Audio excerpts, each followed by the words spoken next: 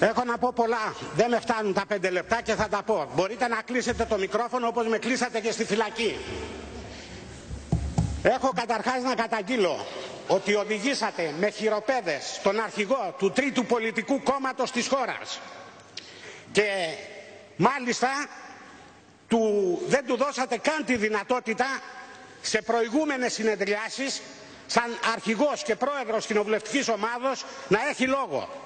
Είναι αστείο δε ότι με βάση, λέει, το άρθρο 57 του Σοφρονιστικού κώδικα είμαστε σήμερα εδώ και η ίδια Εισαγγελεύσκου υπέγραψε την απαγόρευση να είμαστε εδώ όταν ψηφιζόντουσαν κρίσιμα νομοσχέδια που μας αφαιρέσατε τα πολιτικά δικαιώματα παράνομα και αντισυνταγματικά, μας το απαγορεύσατε.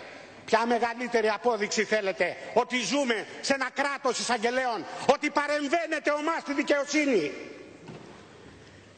Σας ομιλεί ο αρχηγός του τρίτου πολιτικού κόμματος της χώρας και ευχαριστώ καταρχάς από το βήμα αυτό τις 536.000 των Ελλήνων και των Ελληνίδων που ύψωσαν περήφανα το ανάστημά τους ενάντια στη Χούντα του Βενιζέλου και του Σαμαρά που φυλακίζει βουλευτές. Δεν είναι όμως μόνο η Ελλάδα που φυλακίζει πολιτικούς, υπάρχει κι άλλη μια χώρα περήφανη, περίφημη, το Σουδάν. Στην Ελλάδα και στο Σουδάν είναι φυλακισμένοι βουλευτές.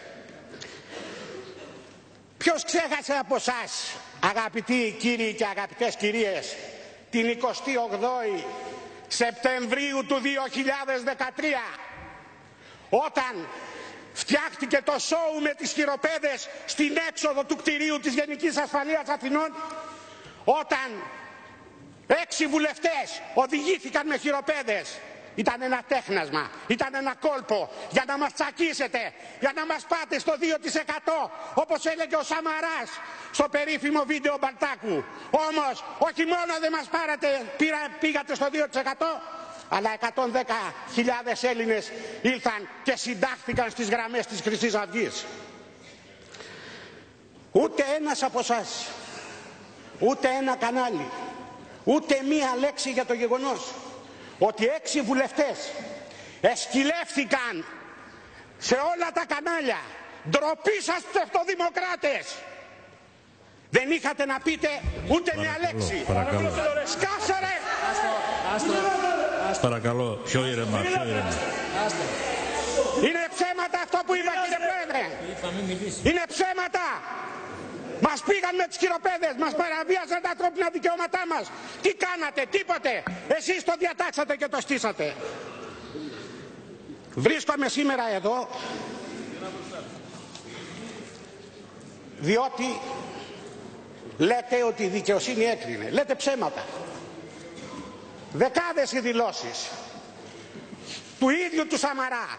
Έβαλα τη Χρυσή Αυγή στη φυλακή. Δεκάδες οι δηλώσεις πολιτικών του κόμματός σας. Βάλαμε τη Χρυσή Αυγή στη φυλακή. Δεν την έβαλε καμία δικαιοσύνη. Το μόνο που έκαναν κάποιοι από τη δικαιοσύνη και κάποιοι από τις αρχές ασφαλείας ήταν να χαλκέψουν στοιχεία. Όπως σας διαβάζω από το κατηγορητήριο. Διαπιστώθηκαν τα εξής σύμφωνα με την άρση του απορρίτου των τηλεφωνικών συνδέσεων. Στο τηλέφωνο με αριθμό από το σταθερό τηλέφωνο, 210 69 85 121, το οποίο ανήκει στον κατηγορούμενο. Δεν ανήκει στον κατηγορούμενο, είναι το σταθερό τηλέφωνο του κέντρου, του τηλεφωνικού κέντρου της Χρυσής Αυγής. Προς τη σταθερή σύνδεση του Πατέλη, καθώς και η κλήση προς τον τελευταίο προς τη σταθερή σύνδεση 69 85 121. Έγιναν 13 επαφές το πρωί της 19ης Σεπτεμβρίου. Ξέρετε τι συνέβαινε, αγαπητοί κύριοι και αγαπητές κυρίες, στο γραφείο αυτό, από όπου υποτίθεται και μου το προσάπτουν σαν απόδειξη ενοχής ότι έκανα τηλέφωνο με εμπλεκόμενους στη δολοφονία Φίσα?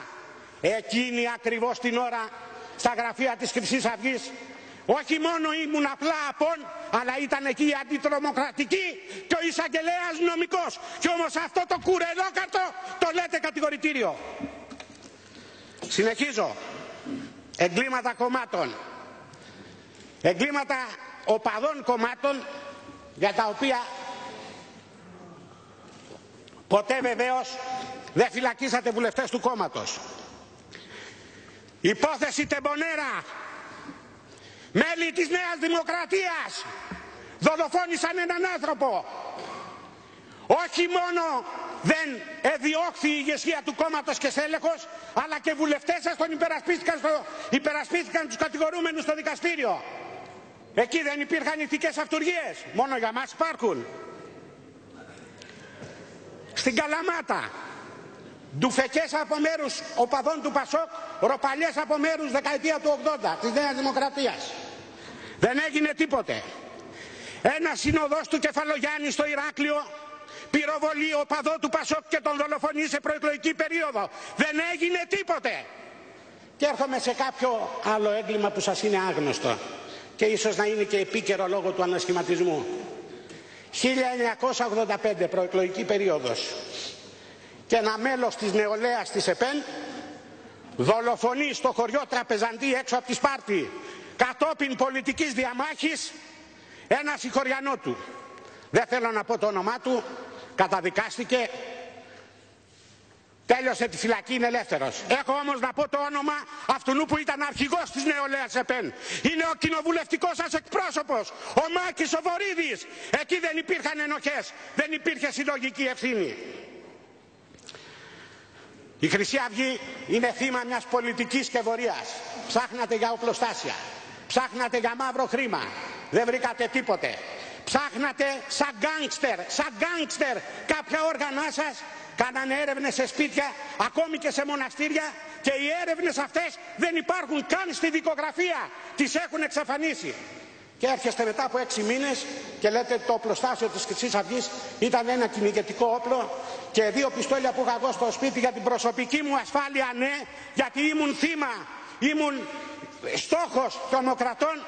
Και αυτό αποδείχθηκε δυστυχώς με θλιβερό τρόπο λίγο καιρό μετά με τη δολοφονία του Μάνου Καπελώνη και του Γιώργου Φουντούλη, που δεν έχετε κάνει τίποτε ακόμα για να βρείτε τους ενόχους της τυχερής δολοφονίας τους.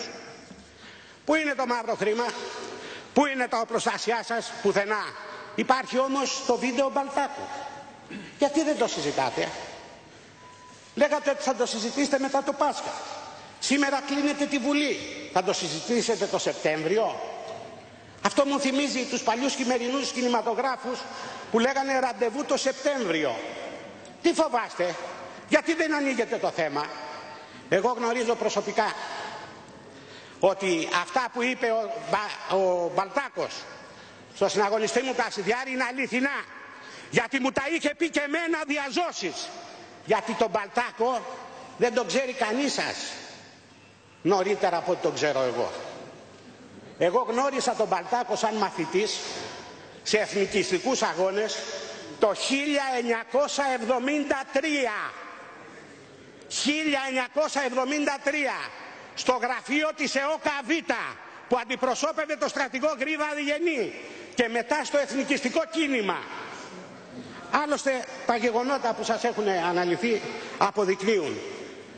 Χαρακτηριστικό μάλιστα είναι ότι όποτε ήθελε να μου πει κάτι, για λόγους ασφαλείας ο Τάκης Μπαλτάκος μου έλεγε να βγούμε στο μπαλκόνι γιατί φοβόταν κοριούς και κάμερες. Αυτό για να δούμε ποιανού τελικά είναι αυτό το βίντεο. Δεν είναι όμως μόνο ο Μπαλτάκος. Μέσα στα τηλέφωνα τα 2 κινητά που μου κατέσχεσε η αντιτρομοκρατική, όπου έχετε βγάλει του κόσμου τις λεπτομέρειες, υπήρχε ένα όνομα και κάποιες κλήσεις. Να σας το πω, Γεώργιος Μουρούτης, ο οποίος ήθελε και αυτός επαφές, καθώς και 2 υπουργοί της Νέας Δημοκρατίας σε μυστικές επαφές εκτός των γραφείων της Βουλής.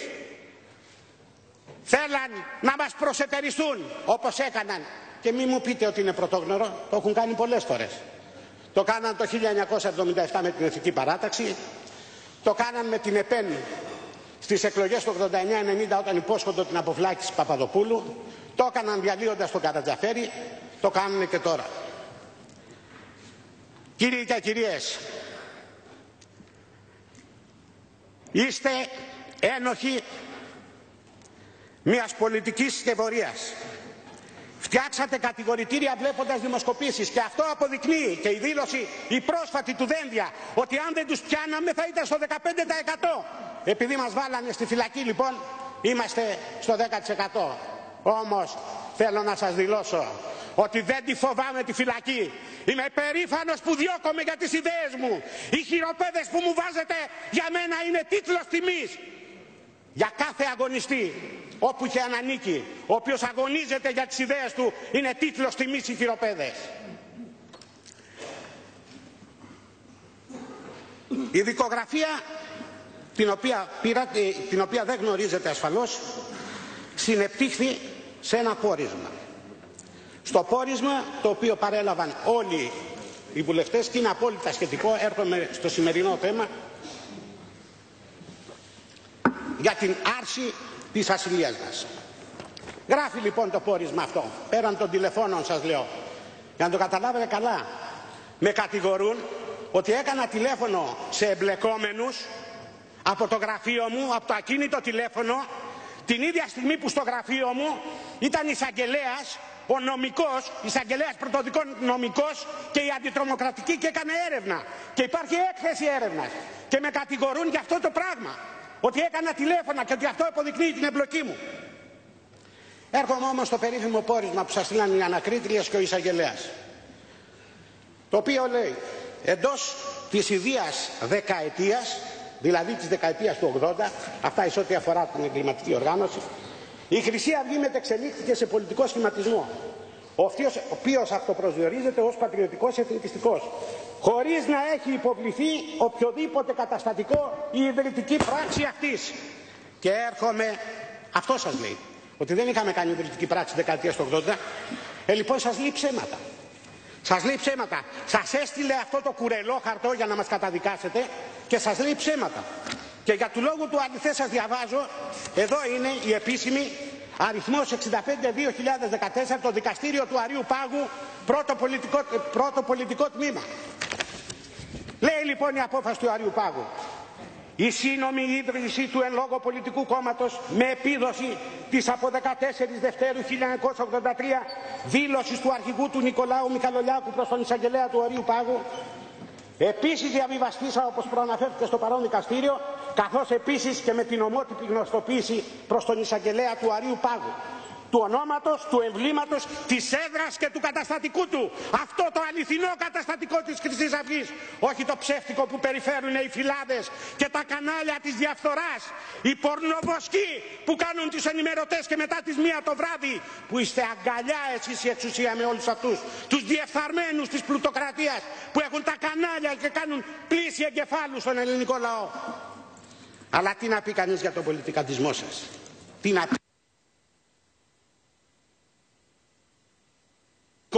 Βοήθημα λίγες μέρες πριν τις εκλογές και λίγες μέρες μετά τις εκλογές στέλνετε καθαριστικά και σε αυτούς που δώσατε 500 ευρώ ζητάτε 1000.